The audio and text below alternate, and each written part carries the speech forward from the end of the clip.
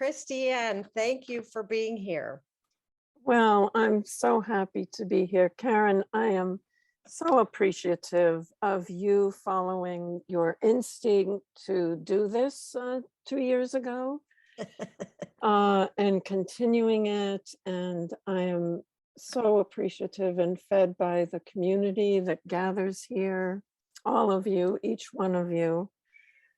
It's a great joy and highlight to my month, or every other month as it is now. So what as I reflect on Violet, I reflect on the fact that she had quite a full life before Windows came out.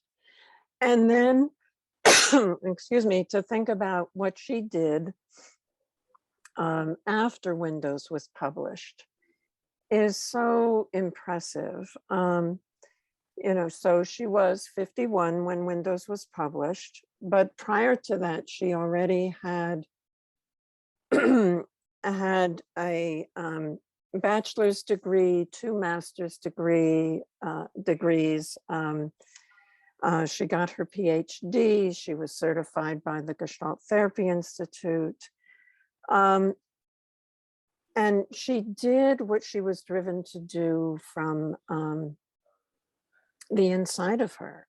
And watching her, I met her in 1979.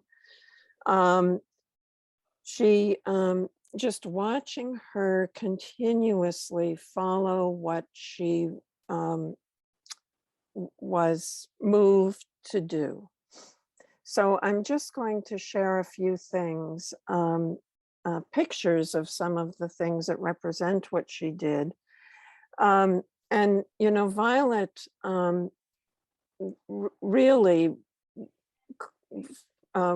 fought back against ageism. I'm sure you noticed that in her, Karen.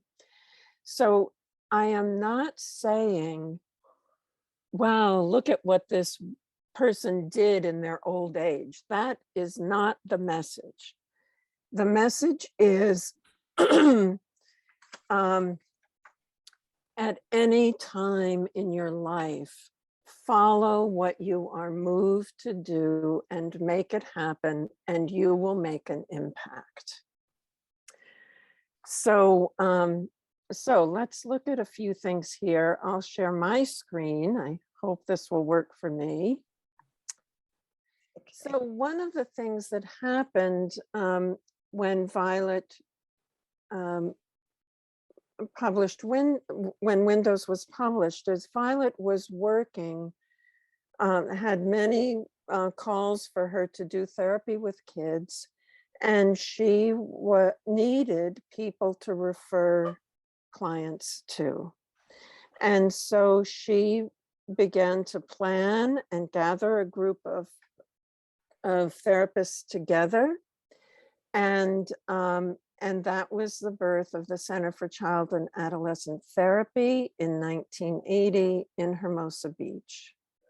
Now, through this time, Violet said also, all right, we're building a clientele, we're meeting together for supervision, we're meeting for business meetings, we're running this center, we're providing workshops in the community. And then we decided to make a newsletter, and we published 2 different newsletters in that time. So I want to show you those. And then Violet's brother, Sydney, many of you are probably familiar with this.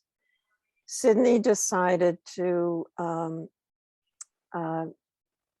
that Violet should be making tapes, audio tapes. At that time, it was very popular to have little cassette tapes.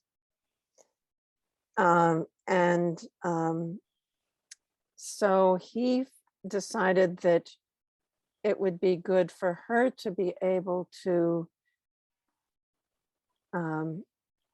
make a videotape and share more widely the lectures that she was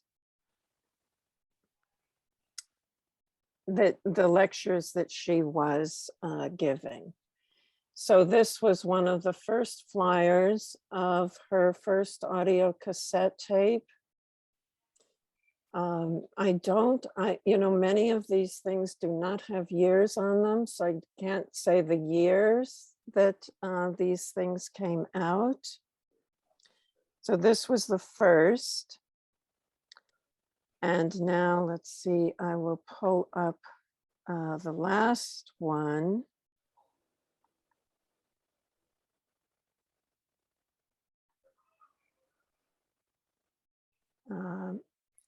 Just a moment here, because I go back and forth between me and there. So that's the one of the last Max Sound audio tapes and catalogs. This also provided a format and a platform for several other therapists who were working with children and talking about work with children and different issues around work with children to share their information and their teaching as well. Now, I also want to share, Violet decided to make,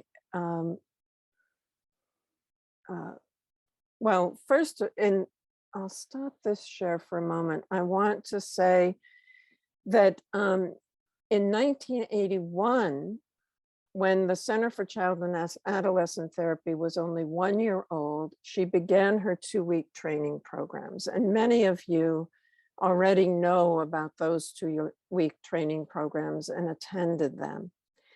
And then what followed that is that Violet created a Violet Oaklander Institute, and that she did when she moved to Santa Barbara.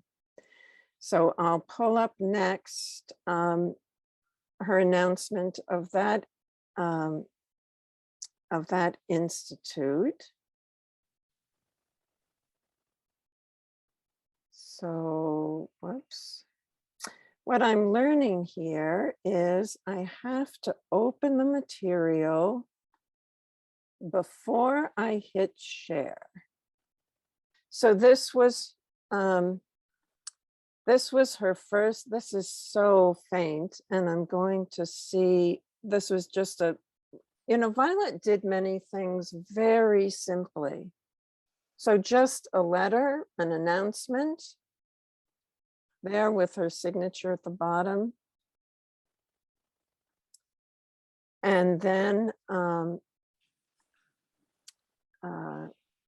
let me stop sharing that and go on to another piece. Her final training announcement is this one that was, well, I don't know that this is the final one. This is the one that came out in 97 and 98. And of course, this was also connected to the center that she had for child therapy in Santa Barbara, along with Felicia Carroll. This was a full program. There are, probably 30 or more offerings done by several different therapists and practitioners. And you can see, just how much this grew over time and spread. And now, so that's the last thing I'm going to share.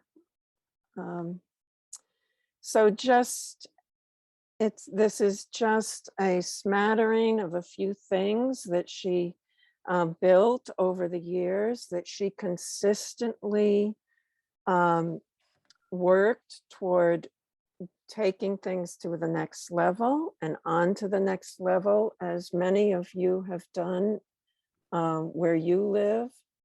And certainly, Karen, as you have done with Just for Now and with the workbook.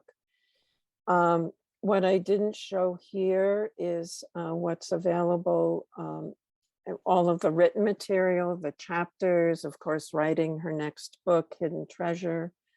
And that list, there's a bibliography on the Vsauce website where you can see that list of chapters that she's written, and so it's just so inspiring always to know that how you can just be moved to do something and continue on with it, and what an impact it makes. Right. I see Martha and Mahatma are off screen. Certainly if they want to add anything, or Martha, if you want to comment, I would love to have you do that. Yeah, Mahatma had to go. I lived through all that, and it's wonderful to see it again. For me, because Violet was such a big part of my life for so long, it's hard to grasp it's hard to remember everything. So I really appreciate it. It was wonderful. I don't know if I can add anything other than say thank you. It was very valuable to me. Oh, you're welcome. It was really a treat for me to go back and into my files and pull up some of these things and remember those times and what it was like, as each of those things was a new adventure, and how excited Violet was at each of those times, and you know, just really take note of her accomplishments. Yeah. Yes, thank you. Thank you. You really have the original. I have a lot of her files that have some of those things, Chris, but it's really amazing to see. There was no technology to make a cassette tape of your work in those days, or a videotape. That was many steps Oh, to put, yeah. and to write an article that you just shared about effects of technology in our time. Oh, yeah. Yeah. And we're still talking about that.